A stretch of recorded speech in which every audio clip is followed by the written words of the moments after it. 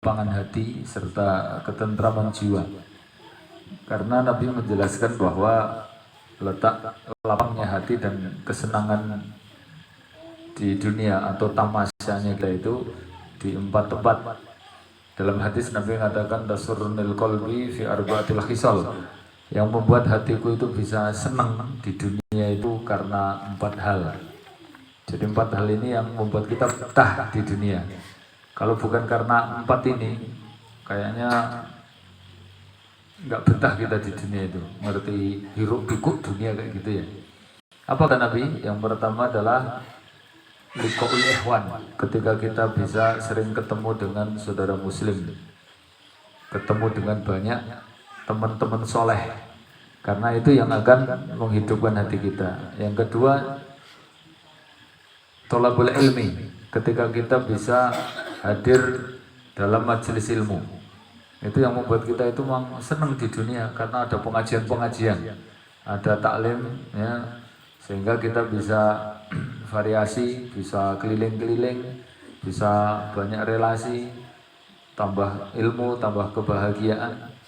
Yang ketiga adalah fil khalwah ilallah. Ketika kita sedang berkholwat dengan Allah SWT. Karena kholwat ini berduaan dengan Allah itu memang membahagiakan. Kalau orang-orang kafir itu bingung, stres itu akhirnya mendem. Kalau nggak gitu dia cari ketenangan dengan nuruti syahwat. Kalau nggak gitu, kalau bingung lagi semedi. Kalau bingung lagi, aku bingung nih orang kafir dewe, aku yang melu bingung loh. Mereka kalau pas kondisi bingung ini, untuk menghilangkan bingungnya itu gimana gitu, melu bingung. Tapi kalau kita orang Islam kan nggak perlu bingung-bingung gitu. Kalau kita lagi sedih, bingung, langsung tempatnya itu di ketika kita berduaan dengan Allah Ta'ala, beribadah, misalnya tahajud, baca Quran, wah itu mesti nikmat itu. Saya bayangkan wong Kristen pas sedih ngono ki larinya kemana gitu ya. Neng gereja ngerti gambar Yesus ora kelambenan ngono, kuatirnya malah tambah sedih lagi. Kalau kita kan enak banget itu loh, baca Quran, tenang, kemudian tahajud ya bikin tenang. Nah yang keempat itu kata Nabi adalah fil mar'ah as-solihah. Ketika kita bisa bersanding dengan perempuan yang solihah. Nah, masalah ayu ki apa-apa penting solihah. Yo solihah ki apa-apa ayu ya penting ngono.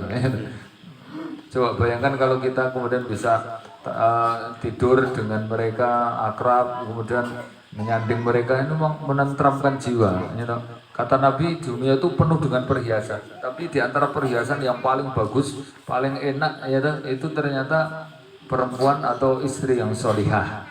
Kan ada jam Rolex regane sampai 3 miliar, ada mobil sport harganya sampai 4 miliar, ada berlian mutiara yang harganya juga miliar-miliaran lah, pokoknya duitnya ke ember-emberan. Ya, tapi ternyata di antara sekian banyak perhiasan-perhiasan itu, kata Nabi adalah di antara itu yang paling menyenangkan itu justru pada perempuan yang solihah. Dan kalau nggak percaya, saya pernah ngejak touring teman-teman Tawang itu 3 hari. Touringnya itu orang berterima cedek-cedek langsung luar Jawa. Kan Madura ki luar Jawa atau Madura ki? Untuk Madura muter-muter gitu, kota-kota wisata dikunjungi kabeh. Masih naik motor itu Pak, nyebrang numpak kapal barang. Bariku pulangnya lewat mana itu pokoknya titik-titik wisata. Di Surabaya itu masuk ke kapal selam Surabaya, terus masuk ke mall mana itu Tunjungan, kemudian pokoknya kabeh wisata dikunjungi. Saking senengnya itu. Tapi setelah 2 hari itu pulangnya sudah sampai mendekati Tangmangu, sampai Magetan, itu ada yang usul, Pak, golek sarapan terakhir masuk kampung muslim. Nah, akhirnya dijak masuk ke kampung muslim di Temboro ya, Masya Allah. Terus baru ketemu wong-wong cadaran, wong sedesa cadaran kabeh. Nek kono kok mah dijak mulih ora patek gelem. Nah kemudian setelah ngobrol-ngobrol ternyata penutupan tak sampaikan. Wah, di antara sekian banyak tempat yang kita kunjungi, mana yang paling terkesan? Nah, kok sih laporan malah sik keri dhewe iki jarene. Jadi dia nonton pemandangan mobil api-api, nonton mall, nonton macam-macam ngono kuwi. Ngono kuwi ya seneng, tapi ternyata bagi wong lanang-lanang sik melu touring kae. sing paling menyenangkan jarene pas masuk kampung muslim, wah wonge bening-bening ngono kuwi jarene. Do cadaran-cadaran ning ati adem Pak kowe Pak. Nek betos sitok angsal mboten Pak. Ya ora apa-apa nek ben kaploki bojone. Dadi bojo ngono ya. Masya Allah, artinya itu memang perhiasan yang mahal itu, gitu. Coba omah ketok apik, nek di situ ada perempuan yang solihah. Omah yang apik kaya ngopo? Antum urip dhewe ning kono, leh, ya gelundang-gelundung ning jero ya garing ya to. Ketoke mobil apik, tapi nek penumpangnya antum dhewe, ra nek wong wedok isik solihah, ya tetep kurang afdol, tetep ora penak itu. Tapi kebalikannya mbok omah itu riot elek, tapi nang jero omah itu ada perempuan cantik, solihah. Omah elek langsung ketutup kok. Makanya kata Nabi ad-dunya mata, dunia itu perhiasan, wa khairu mata'iha al-mar'ah as-solihah. Dan sebaik-baik perhiasan adalah perempuan atau istri yang solihah. Itu. Rahimahullah. Kesempatan untuk malam hari ini kita kaji beberapa amalan kata Nabi yang dengan amalan itu Allah akan memberikan bayaran yang sangat besar, yaitu dibuatkan rumah khusus di surga. Padahal dia sudah masuk surga aja wis penak banget toh, masih ditambahi untuk rumah. Nah, ini ada amalan-amalan yang membuat kita itu nanti masuk surganya selain dimudahkan nanti ditambahi jatah kenikmatan dengan dikasih rumah khusus atau Allah buatkan rumah khusus di surga. Coba rahimahullah. Jadi rumah ini bagian dari kesempurnaan rezeki. Bahkan Nabi menjelaskan di antara komponen rezeki yang harus terpenuhi supaya kita bahagia, itu rumah itu termasuk kebutuhan pokok. Kata Nabi, sittatu minas sa'adah, 6 hal yang membuat hidup kita akan sempurna bahagianya. Apa itu? Nabi mengatakan markab al-hani'ah, kendaraan yang bagus. Kemudian yang kedua, jarun thayyibah, tetangga yang baik. Antum masalahnya tiap hari ketemu tetangga, kalau nggak baik kan malah siksaan. Yang ketiga apa? Maskan al-wasi'ah, rumah yang luas. Nah, itu. Rumah itu masalahnya tempat ngetemnya kita tiap hari itu di situ 70% hidup kita ya neng jero omah. Dan kita nggak punya rumah, gimana bahagia coba? Masih tuwek, masih ndek putu, urung di omah, bergedarang-darang, ngontrak, wae ngono ki. Pendak bulan 12 wis mikir kontrakan. Apa meneh kontrakane kaya ning Jakarta bulanan. Ya toh, ben dino mikir ki bayar kontrakan meneh, bayar kontrakan kok bulanan coba. Ora stres kayak gitu. Wong tempat yang kita diami tiap hari kok enggak punya. Makanya rumah ini termasuk kebutuhan pokok. Orang tuh dikatakan bahagia juga salah satunya kalau punya rumah yang nyaman gitu ya. Makanya direwangi ngutang-ngutang, kadang-kadang direwangi nabung-nabung, melebur-melebur, sepenting di rumah. Kalau antum ke daerah selatan itu Pak, ya direwangi ngutang, buang sampai ratusan juta, bayar omah, magrong-magrong, bariku nggo nutup utange, omahe malah ora dinggoni, bariku ditinggal ning Jakarta, glidek wae rino wengi, ya toh nggo nutup utang. Akhirnya omahe wis apik-apik mau ora dinggoni. Gasan 10 tahun lagi lunas, kayak mulai, ya toh. Terus jarak setahun mati. Nah, berarti omah iki lek nggone ngger setahun ya. Uripe entek nggo memperjuangkan ben iso di omah, basan omahe wis dadi terus mati tadi. Sama rahimahullah, maka supaya kita bisa mendapatkan balasan berupa rumah di surga, itu ada amalan-amalannya. Ya. Ini penting ini amalannya. Ya. Di dunia aja antum kalau punya rumah nanti dibuat tenang, nyaman. Dan rumah itu untuk ukuran loh Pak. Kenapa Nabi mengatakan kalau kita punya rumah di surga itu kenikmatan surganya mendapatkan tambahan? Karena di dunia itu ukuran kebahagiaan itu ya rumah. Coba jenengan kalau di rumah kok nggak bahagia, maka dimanapun tempat kita nggak akan bahagia loh Pak. Kata Nabi, baiti jannati, rumahku itu ya surgaku. Berarti kalau di rumah itu nggak ada surga, dimanapun tempat kita nggak akan bahagia. Wong neng omah ki lho, kabeh gratis, omahe dhewe, nggone dhewe, apa-apane nggone dhewe. Kok ora bahagia? Terus ora bahagia neng ndi? Kalau di luar rumah itu Pak, apa-apa serba bayar. Arep turu neng kasur kudu bayar, ya toh. Wong kasur sapa dituruni nek ora neng omahe dhewe kan bayar toh. Mbok kasur elek-elek itu misalnya nyewa penginapan-penginapan si elek gitu aja. Ora ketang 100 ngono tetep bayar kuwi. Wong kamar mandi pesing ngono ning jaba kae tetep bayar kok. Ya toh. Coba to WC umum ngono kae itu wis pesing bayar. Ning omah wis ombo, resik, wangi ora bayar. Kaya ngono kok ora bahagia coba. mangan ya to, ya kareng buka Magicom ngono kuwi. Kaya ngono kok tetep ora bahagia. Termasuk enek wong wedok ayu lho ning omah kuwi bojone. Lah kok ora bahagia.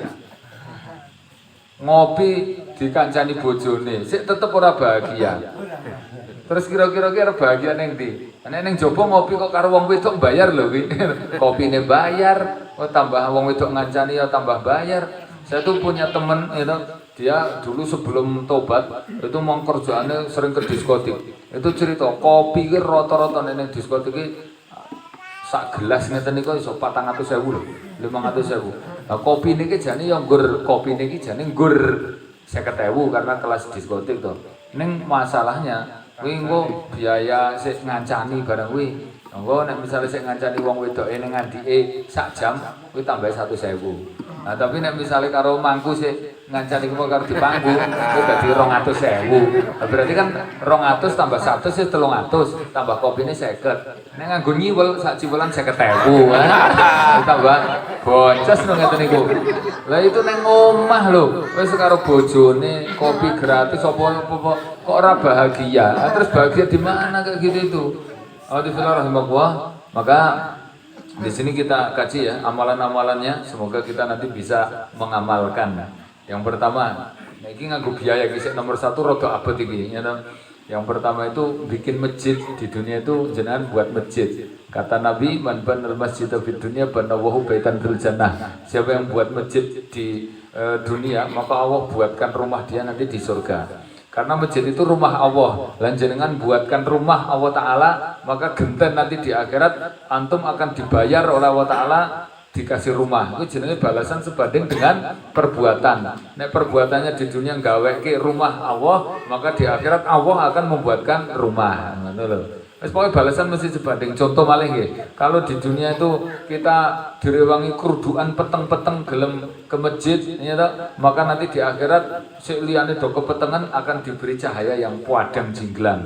Makanya ada hadis Nabi mengatakan basyiril masina fil masajid bin nuri tamah yaumal qiyamah. Berilah kabar gembira bagi orang sing gelem mlaku peteng-peteng ya ke masjid itu bin nuri tamah dengan cahaya yang padang jinglang sempurna pada hari kiamat atau di alam kubur. Kan ngeten Pak, jenengan teng jero kubur kan peteng, kabeh kuburan kan peteng, masalahe nang kono ora enek lampune to, ora enek listrike. Iku nek nang jero kuburan itu peteng, tambah lagi nek bengi berarti petenge double, tambah meneh nang jero terbelok ki awan tetep peteng, apa meneh wis nang jero terbelok tambah meneh bengi tambah meneh dikubur. Kan petenge double 4 apa double 5 niku. Lah itu Pak, ya nek pengen jenengan dipadangke kuburnya, ternyata carane ning donya kudu gelem peteng-peteng ke masjid. Itu akhirnya balasannya sebanding gandeng wonge gelem peteng-peteng, ya toh, dari wonge petengan niku gelem teng masjid, akhirnya neng akhirat sik liyane do kepetengan itu dikasih cahaya yang padang. Neng kebalikannya sik neng donya ki ora gelem peteng, pengen nggur padang-padang terus akhirnya bahasa neng kubur ya toh ora entuk padang malah entuk peteng. Itu sebanding. Contoh malih nggih wong kafir niku uripe ki nggur nuruti syahwat, nuruti hawa nafsu, nuruti keinginan terus. Sik dilarang tetep nekat diterak kabeh, orang ngikuti aturan, kabeh nuruti keinginan, kabeh karep dituruti. Akhirnya kapok nang akhirat ku hukumane wong kafir itu kabeh karepe karo keinginane wong kafir ndak dikabulkan oleh Allah Taala. Ning kebalikannya orang beriman ning donya niku hidupnya tidak nuruti syahwat atau tidak nuruti keinginan, ning nuruti aturan. Aturan yang ini dituruti. Nek memang keinginannya enggak, contohnya nggih. Nek karepe awake dhewe iki subuh-subuh kan turu to, karepe awake dhewe niku. Ning aturan Allah Taala kon mangkat ning masjid. Panjenengan nuruti keinginan karepe dhewe, hawa nafsunya apa nuruti keinginan aturan Islam? Nek nuruti aturan Islam wis walaupun adem mangkat ke masjid, akhirnya gandeng ning donya ki direwangi ya nuruti aturan. Mungkin nahan keinginan, kabeh keinginan ora dituruti, ditahan, akhirnya nang akhirat hukum balasannya napa? Kabeh keinginan orang mukmin itu dikabulkan. Makanya jenengan Pak nek mlebu swarga karepe apa dituruti lho. Ya to, njaluk apa turuti. Tur ora nganggo suwe, langsung spontan ngono kuwi. Jenengan njaluk kopi Mas ngono rada suwe kok. Misale metuke rada suwe. Kemudian kopi susu ngono tambah rada suwe meneh. Kemudian kopi susu jahe tambah suwe meneh kuwi ya to. Dadak golek jahe, duduki jahe terus kok dadak geceki jahe ngono kuwi suwen. Nek nang akhirat ngono kuwi njaluk apa langsung keturutan spontan. Bahkan aja meneh kok njaluk ngasih ngomong, Pak. Lagi terbetik dalam hati saja. Itu nek orang yang berada di surga, orang beriman kuwi langsung dikabulkan kok. Padahal gur batin lho iki. Misalnya nek bebek lewat ngono lagi batin. Wah, bebek iki dah enake kan nek dadi bebek goreng langsung. Ya Allah wujudkan dalam wujud bebek itu sudah matang. Karena ada ayatnya memang dan ada dalilnya itu. Jangan kalau baca ayat Allah Ta'ala surat Az-Zumar ayat terakhir niku kan ada ayat yusabbihuna bihamdi rabbihim wa qudiya bainahum bil haqqi wa qila alhamdulillahi rabbil alamin. Itu ternyata ayat niku surat Az-Zumar ayat terakhir niku ternyata asbabun nuzulnya adalah penduduk surga. Niku nalika masuk surga itu ngerti ada burung namanya burung salwa. Di surga nanti ada manna wa salwa. Mana itu panganan so enak, yaitu kalau salwa itu nama daging burung, ya. Nah itu ceritanya ngerti burung itu lagi mabur, dia itu gur batin sih penduduk surga. Kayak dah enak jadi burung panggang. Langsung Allah jatuhkan burung itu langsung dihidangkan dalam wujud sudah terpanggang matang. Soal penduduk surga tasbih kabeh subhanallah. Akhirnya yusabbihuna bihamdi rabbihim. Mereka pada bertasbih kepada Allah Ta'ala. Kemudian mereka mengucapkan waqilal hamdulillahi rabbil alamin. Ngono kuwi masyaallah. Ning donya ning ngurbatin ta ya. Nek wong wedok ayu batin. Lah ngurbatin ae. Nang akhirat ngono nek kudu dua ayu batin ora sembatin. Mbak ngono langsung no. Benar yang swarga ngono. Aku nek misalnya kabari malaikat Mas, jangan misalnya hari ini mati tapi engko jaminane surga purun mboten langsung aku yes. Langsung serapopo malah ben aku seram mikir jadwal ning meroto barang pokoknya langsung tenan to, tak seperti masuk surga to. Ah benar. Ra mikir SPP, ra mikir tanggungan apa-apa, mati langsung dikerubungi perempuan-perempuan cantik-cantik ya to solihah-solihah bidadari-bidadari kayak gitu ya. Nah, ini makanya kita kaji nomor 1 bangun masjid. Kenapa bangun masjid itu langsung dibuatkan rumah di surga? Ya tadi karena sebanding itu. Dia dapat pahala itu sangat besar. Karena dia mendapatkan pahala kuabeh orang sing salat ning masjid kuwi, Pak. Jangan bayangin nek masjidnya gede makmur, jamaahnya 200 misalnya. Lah 200 atau kalau nek nang Blumbang rata-rata 150 jamaahnya itu. Lah nek 150 kuwi, ya terus di situ nanti ada dikirnya, ada baca Qur'annya, terus salatnya itu sedina ping 5 ping 150. Berarti dia walaupun sudah mati, walaupun sudah di dalam kubur, wis dialiri pahala terus dari salate wong 150 ya toh selama 5 kali 5 ping 150 ki kan berarti wis 750. Wah coba bendina untuk pahala salat ping 750 ki. Coba kuwi lagi salate urung dikirim engko nek masjid nggo pengajian kabeh kebaikan dan semua amal soleh yang dilakukan orang di masjid itu pahalanya full 100% mengalir kepada si bangun masjid atau si buat masjid atau pemilik masjid tanpa ngurangi pahala si orang ibadah di masjid itu. Yang bener kok kayak durian ya? Batin. Hah? Oh roti to iki. Roti ana durian. Aku nek bangsa durian-durian ngono iki kok rada sensitif ngono lho Mas. Itu Pak, masyaallah. Nek swarga ngono batin ngene langsung sing celenuk ning arep ngene iki. Sama rahimahullah. Jadi itu pahalanya saking besarnya.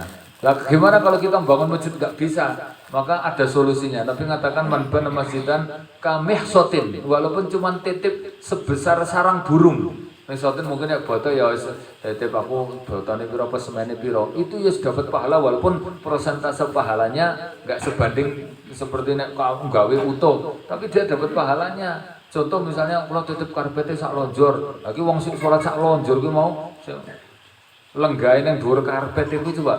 Iku kan pahalane mengalir ke sing titip karpet kuwi, titip dipasangin. Wah, akhire wonge do kepenaan betah ning masjid. Iki selama dipasangin sik munyer ning masjid niku pahalane terus itu. Ya toh. Wong wis mati selama itu tipase sik urip pahala terus. Oh tipase mati servis urip meneh. Nek sik wonge kan mati si servis wis ra urip. Nah itu cara memanjangkan umur begitu itu, Pak. Insyaallah ya kan. Yang pertama itu makanya wong-wong Arab itu Pak buat masjid ora tanggung-tanggung langsung pilih ning Indonesia. Karena gawe ini yang Indonesia itu biayanya nggak terlalu besar, tapi jamaahnya oke gitu, makanya seneng banget itu. Ada ulama Saudi meninggalnya paling baru 3 tahun yang lalu, namanya Sulaiman Ar-Ranjihi. Itu dia termasuk daftar orang terkaya di Saudi nomor 5, itu paling kaya, sugihnya Masya Allah. Dia punya bank-bank lembaga keuangan, punya peternakan kambing ayam paling besar di Saudi. Dia bikin masjid totalnya 21.000 sedunia itu, dari Afrika, dari mana-mana itu, termasuk khusus di Indonesia itu masjid yang dia buat 2.500 itu masjid itu. Yayasan dia itu Soaring Sugi itu. Tapi uripe mah nggon nang masjid kaya wong biasa ngono kan. Kuwi pahalane coba bayangkan. Misale sak masjid dienggo salat wong 100 ngono. Nah 100 ping 21.000. Iku lagi sekali sholat, sholatnya sedina ping 5. Insyaallah. Iya pahalane itu. Ini nomor 1 itu. Yang kedua, ini orang yang dikasih rumah nanti di surga. Kata Nabi siapa? Siapa yang mengikhlaskan dirinya untuk mengorbankan waktu, tenaga, ya. Huduan itu dari waktu terbit matahari sampai selesai, pokoknya 1 hari full. Nah, artinya kebiasaan dia untuk membantu saudaranya ketika mengalami kesulitan atau musibah. Ini hadis zaman yassaron wa nafasa an mu'min kirbatuhu fid dunya. Siapa yang meringankan dan melonggarkan waktu atau mengorbankan ya dirinya untuk meringankan kesulitan saudara muslim di dunia, banallahu lahu baitan fil jannah, maka Allah akan buatkan rumah dia di surga. Insyaallah. Jadi entengan untuk bantu gitu ya. Itu nek kita ikhlas dengan penuh pengorbanan itu nguruk-nguruk gawean kok sedina ngono, bojone macam-macam ditinggal anaknya. Ini orang kok ngurus sedina kuwi tok, artinya dia kebiasaannya memang wis entengan untuk terbiasa bantu saudaranya. Oh, itu balasannya orang ben-ben itu dibuatkan rumah di surga. Kenapa? Karena dia itu orang yang sangat dicintai Allah. Terus Allah tuh nek seneng itu apa dituruti. Makanya ojo gumun Pak, orang itu nek entengan, wong iki senengane bantu ya dalam kesulitan-kesulitan saudara. Pokoknya bab sedulur duwe gawe, duwe masalah, duwe buat apa ya langsung dia paling pertama bantu. Entengan wis mobil mau tukon nggo sak senenge, kok dijaluki tulung apa mbok jam 12 bengi mangkat. Itu orang-orang kayak gini nih. Itu orang yang sangat dicintai Allah, sehingga kalau dia itu kena kesulitan Allah langsung sik nulungi. Makanya orang sih entengan kaya ngono kuwi, uripnya ora pernah susah. Iki iso titeni Pak, jenengan titeni, selidiki atau nek perlu diadakan survei to. Itu orang sih modele ke entengan ngono kuwi. Nek ditelepon langsung mangkat, Bu. Dijaluki tulung apa wae itu wong ora pernah ngomong ora. Yo ngono langsung ngono kuwi. Kuwi ora pernah susah hidupnya. Kenapa? Karena dia selalu ditolong oleh Allah Ta'ala. Nabi mengatakan gini, wallahu fi aunil abdi. Allah itu akan terus selalu menolong seorang hamba, madamal abdu, selama hamba itu fi auni akhihi, dia gelem nulungi saudaranya. Saya punya banyak teman-teman ngaji, Pak. Ya, beberapa kelompok-kelompok pengajian intensif yang kita open itu ada salah satu grupnya ini dia bikin relawan untuk kemanusiaan. Ya, jadi kalau ada bencana-bencana dia wonge terbiasa kayak gitu nulungi kono bencana pirang dino. Wis pokoke amal soleh apa tim tanggap bencana. Wah nek bencana apa wong nulungi terus. Masih bojone sok-sok ngasih ra keurus, ngurusi wong liya ngasih anake ra nek sing ngeterke. Wah tugas rong mangkat. Ya bismillah. Wah diorder apa yang mangkat terus. Ternyata Masya Allah tak teliti tak titeni tenan. Wong-wong sing modale entengan kaya ngono kuwi. Kuwi malah rono-rene numpak mobil api, ngerti dunia luar keliling-keliling, terus uripe ra tau susah. Pas anake dhewe lara, dhewe kan pas nang bencana to, Pak. Wong anake lara ku sik nulungi kowe biangat, sik njemput kowe sik bayari rumah sakit, sik apa-apa ngono kuwi. Terus ya rapati rekoso nyambut gawe. Oh nyambut gawe nggon nulungi wong dolan-dolan keliling-keliling. Dulu nang nggon Semeru nang nggon Dindi ngono kuwi. Lah kok malah Masya Allah iso di mobil, duwe apa-apa. Ketok rapati rekoso nyambut gawe. Jam piro wae dolan kok ngobrol jajan ngono kuwi. Nggo duit akeh. Aku yang ngomong yang ngono iki. Memang dimudahkan oleh Allah Ta'ala. Nih, saya nukilkan hadisnya. Nabi ngasih tahu, antum tuh pengen dicintai Allah. Nanti kalau Allah cinta terus pokoknya kabeh urusan kelar, Pak. Rumusnya nih antum dapat cinta Allah, cukup. Masalahnya nek kita miskin ya dibikin suka, nek kita sedih dibikin lapang, nek kita sempit ya dibikin gembira. Kok gitu terus. Nyata kalau kita dicintai Allah. Kalau kita ada musuh, Allah yang nolong. Nah, cuman gimana caranya biar kita itu dicintai Allah? Di sini Nabi mengatakan amalannya adalah sederhana banget. Apa itu? Kata Nabi, ahabbul amal indallah. Amal yang sangat dicintai Allah, dan ahabbu itu paling dicintai Allah, paling dicintai. Apa itu? Antadkhul ala qulubil mu'min sururan. Kamu bisa memasukkan rasa senang kepada hati orang mukmin dengan membantu mereka. Jadi antum bisa melonggarkan waktu untuk bantu saudara sampai orang muslim itu senang, hatinya itu begitu senang atas bantuan kita ke mereka. Apa kata Nabi? Ya itu paling dicintai Allah Ta'ala. Ya jadi amalan yang dicintai kan oke.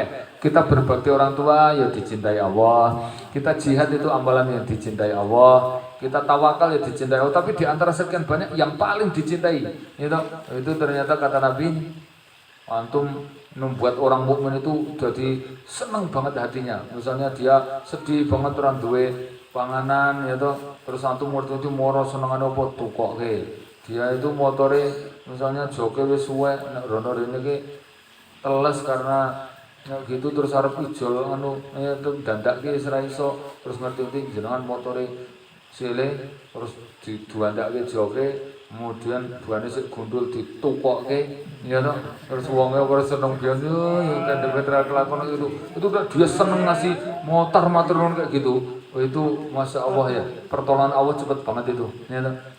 Balasannya itu cepet banget kayak gitu itu. Gimana contohnya? Nabi mengatakan taksibu anhu kurbatihi. Contoh kita bonceng ke dia ketika dia nggak ada angkutan, bingung kemana-mana, antum menawarkan diri, lo terki mawon misalnya, dia bingung harus ngotor ke rumah sakit nggak bisa, atau ya kodoku wa ayyuk do'an hudainahu, atau kamu melunasi hutangnya. Wah ini kan, wah seneng banget oke. Misalnya dia terus bingung masih telung dino terakhir kira iso turu meli-meli wae.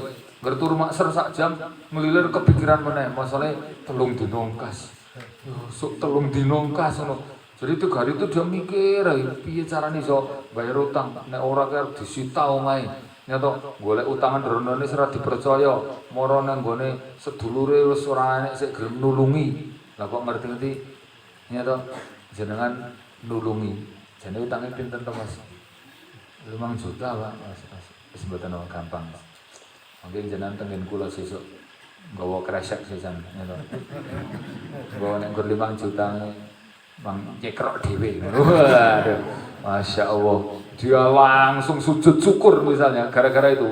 Oh itu antum Pak saat itu nyata dibuatkan rumah di surga. Karena buat dia tuh sangat gembira dengan pertolongan yang membuat dia tuh kaget. Itu namanya sedekah ekstrim itu. Masya Allah bisa kayak gitu. Sampai Nabi mengatakan gini, wa amsi ma'a akhihi yauman, sampai antum itu bisa betul-betul melonggarkan 1 hari full. Ternyata tapi dia terbiasa kayak gitu, tapi dia tuh menunjukkan saking semangatnya untuk membantu saudara. Itu sampai mengorbankan semua kegiatan dia sehari full itu. Kata Nabi, ya ahabba ilayya min an a'takifa fi hadal masjid. Itu jauh lebih aku sukai, kata Nabi, dibanding itikaf di masjid gue ini. Jadi antum bisa membantu kayak gitu tuh, nilai pahalanya kayak itikaf di Masjid Nabawi. Nah di sini, ini bukan berarti kok terus aku ora itikaf kok saiki. Modelnya aku ngurus bantu sedulur sedino ngono padha to. Bukan gitu maksudnya. Itikaf itu tetap nggak bisa dikalahkan kalau pas di waktunya gitu loh. Ini nek pas nggak waktu itikaf, contohnya bulan-bulan kayak gini, ini kan urung waya itikaf toh. Itu antum bisa melakukan amalan yang nilai pahalanya sebanding dengan itu. Orang kok kaya misalnya aku saiki bar Mekah terus terang aku ora salat setahun ki tak bolong sik salate. Masalah kan aku sik di stok pahala. Oke. Nek kok Mekah ki nang kono sedina ki padha wae 1.000 rakaat lho, ya to. Nek salat ning Masjidil Haram sedina kan kaya salate 1.000 dina. Nek sak rakaat kaya 1.000 rakaat. Lah nek aku wis nang kono ki pirang rakaat bae kuwi. Misalnya sedina 17 rakaat ki padha wae 1.700.000 rakaat lho. Mulane nek aku misalnya ra salat setahun kan stoke sik oke. Wah, kuwi wong-wongan ya kayak gitu itu. Nek kuwi haji ya jenenge haji petuk ngono kuwi. Ada masalahnya loh, betul lah ceritanya mungkin nggak percaya ini betul-betul terjadi itu nang daerah Jawa Timur kono, Malang sih rono meneh, ini orang tak sebut ke daerah ini dulu. Masalah saya dapat cerita pas dulu saya tinggal di Malang 2 tahun pernah itu salah satu mahasiswa itu bapaknya pulang haji dia ada, tapi nggak sholat memang. Lanjut aku Pak, jenengan haji kok dari sholat? Lo ngaku haji ki stoknya pahala kan sih enek to. Oh, haji petuk tenan itu. Nah, ini maksudnya juga sama antum nek misalnya bisa melakukan amalan ini nilai pahalanya sebanding dengan itu. Saya pernah ngalami dan betul-betul saya alami. Ini orang gaya-gaya loh Pak. Masuk enek juragan, duit truk telu, duit bus sayur. Salah satu apa kiosnya itu nang Kuarang Pandan enek, Blubang apa yang Tambang ya enek. Terus ada lagi sing nang Bejen yo enek. Itu ya dulu pernah nelpon saya, kan pernah ngaji sebentar sampai saya walaupun jane orang ngelanjutke tapi pernah mungkin sekitar setahun lah pokoknya.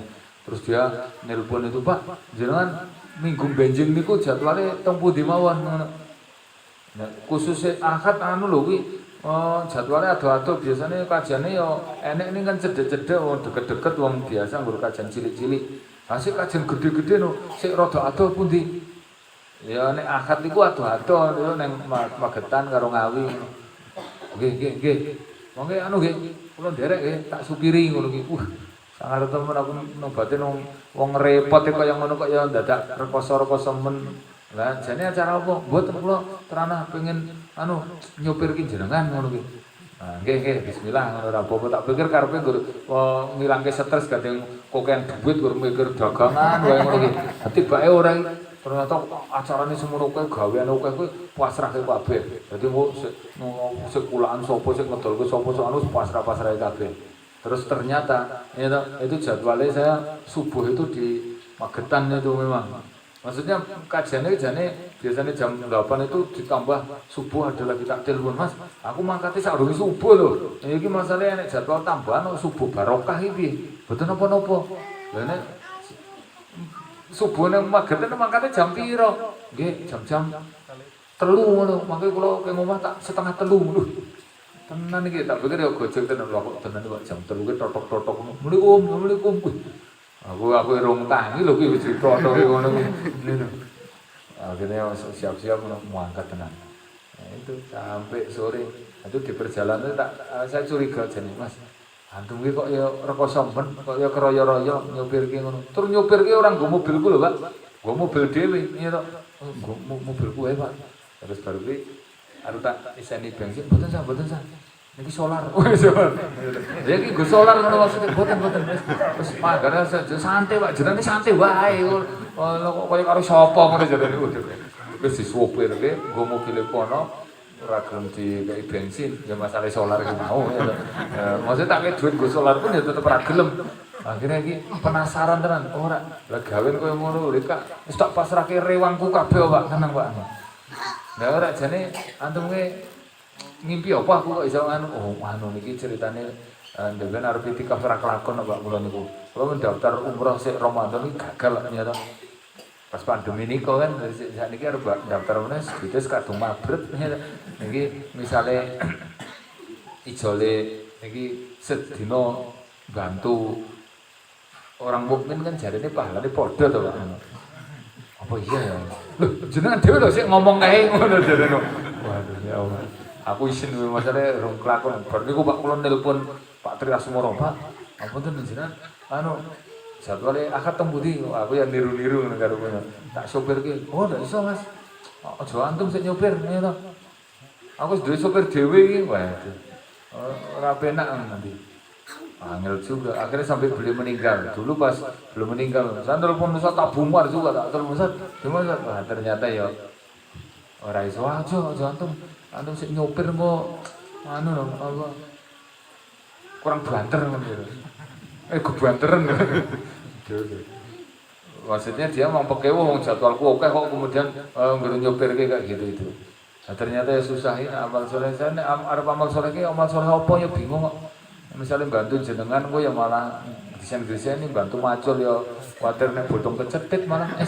Iso niki ya bantu ngono-ngono kuwi karepku. Ternyata ya angel juga. Itu yang kedua. Baik, sekarang yang ketiga. Yang ketiga ini khusus untuk ibu-ibu ya perempuan. Nabi mengatakan ini ya, bahwa perempuan atau istri yang dia itu tetap bisa sabar di atas keimanan, tetap istiqomah untuk menjaga ketaatan dia kepada Allah Ta'ala walaupun suaminya dolim. Wah itu bayarannya itu rumah di surga loh. Karena itu berat banget tuh. Istiqomah di atas iman aja sudah berat. Misalnya jenengan ngaji, terus dison Joko ngaji sampai mati aja sudah berat. Padahal bojone dukung. Lagi bojone orang dukung, bojone ya malah ngomel-ngomel, tapi jenengan tetap istiqomah di atas keimanan sampai mati. Walaupun suaminya dolim, walaupun suaminya melarang karena untuk kebaikan. Kan satu sisi memang kita harus taat ke suami, tapi dalam kebaikan. Ini suami memang jahat, suaminya melarang kita untuk berbuat kebaikan, tapi antum tetap bisa kekeh istiqomah di atas ketaatan dan bersabar atas atas kelakuan suaminya, itu bayarannya rumah di surga. Ini hadisnya Nabi mengatakan, ya, ra'aitu fi lailatin, ra'aitu fil asri lailatin fihi baitin, kata Nabi, saya lihat ketika Isra Mi'raj itu, Nabi ceritanya pas di Isra Mi'raj kan itu ngerti ada rumah di surga. Kemudian apa kata beliau? Ya, ketika nanyain ke Jibril, wahai Jibril, itu kok ada rumah khusus di surga? Ya, apa kata Nabi? Ya, kayak Jibril mengatakan gini, ya, baituli indaka baitan. Ini hadisnya ya, bahwa man sabaru ala su'il khalqihi, siapa yang bisa bersabar atas keburukan pasangannya ya, suaminya, a'taha wa mislu sawabi Asiyah imra'ata Fir'aun, maka dia akan diberi balasan sebagaimana istrinya Fir'aun, Asiyah istrinya Fir'aun. Tadi kalau hadis yang pertama Nabi melihat ada rumah ya, di surga itu, kemudian dia nanyakan itu adalah rumah Aisyah, Asiyah bukan Aisyah, Asiyah imra'atu Fir'aun. Maka terus Nabi mengatakan itu, siapa yang bisa bersabar atas keburukan akhlak suaminya ya, maka dan dia tetap bisa istiqomah di atas ketaatan tadi, maka Allah akan berikan pahala seperti Asiyah. Asiyah itu istrinya Fir'aun yang dia dibuatkan rumah khusus di surga. Gitu. Ini menarik. Allah itu menggambarkan perempuan yang beriman itu bukan istrinya Nabi Muhammad, bukan istrinya ulama, bukan istrinya soleh. Nah misalnya istrinya para ulama, istrinya para nabi, istrinya itu mungkin gampang mau bojone nabi ya, tapi Allah menggambarkan orang beriman, perempuan yang beriman itu kok malah bojone Fir'aun. Ya, kan aneh betul niku. Fir'aun itu dinobatkan manusia paling kafir loh Pak, sang alam dunia. Manusia paling bejat, paling kafir. Itu nomor satu adalah Fir'aun. Tapi istrinya dinobatkan sebagai wanita beriman yang nanti menjadi penghulu surga. Kata Nabi, ya penghulu surga itu ada 4. Asiyah, Khadijah, kemudian ini imra'atu Fir'aun sama Maryam binti Imran. Itu 4 itu. Penghulu surga, coba bayangkan. Saking hebatnya beliau itu akhirnya dibayar oleh Allah Ta'ala. Rabbi penili indaka baitan fil jannah. Itu nggih. Sahabat yang ini pahalane surga, masalahnya bojone ran dukung tapi dia tetap bisa beriman. Maksudnya wong wedok iki didukung kadang-kadang angel istiqomah angel ngono lho. Contohnya kon istiqomah untuk mengikuti kegiatan yang baik, misalnya pengajian niki sosok malas ngono dijak silaturahim, dijak apa ngono kebaikan ngono ki gelem ki nggur sedelok ngono lho, ning ora istiqomah rata-rata. Padahal bojone dukung lho, wis ngaji ya to tak terke ngono ora gelem. Apa meneh kok Fir'aun, bojone Fir'aun apa enek bojone Fir'aun ngeterke ngaji. Saya tuh duwe kasus misalnya ibu-ibu medhot ke pengajian kok izin ning nggon WA ngono kae. Kan duwe halaqah-halaqah ibu-ibu ngono kae ya gitu. Maaf saya sekarang sudah tidak bisa ikut lagi kajian. Masalahnya suami saya tidak mendukung. Aku nang batin memangnya Firaun ki yo dukung ngaji ngono piye. Firaun sing jahate kaya ngono e, bojone tetep istiqomah ngono. Jadi ya beda. Firaun itu maksud. Makanya balasannya gede banget ini, rumah di surga ya. Gitu ya, sampai berapa tuh itu? 3? 3. Anak 6 kok telu. Ya telu wae no jaga oke. So nek sik kelingan tuh, nek sik kelingan ki tak lanjutke. Masalah kan lali, sik ganti tema meneh wong sasi masalahnya. Tapi itu kira dawana alhamdulillah. Assalamualaikum warahmatullahi wabarakatuh. Waalaikumsalam warahmatullahi wabarakatuh.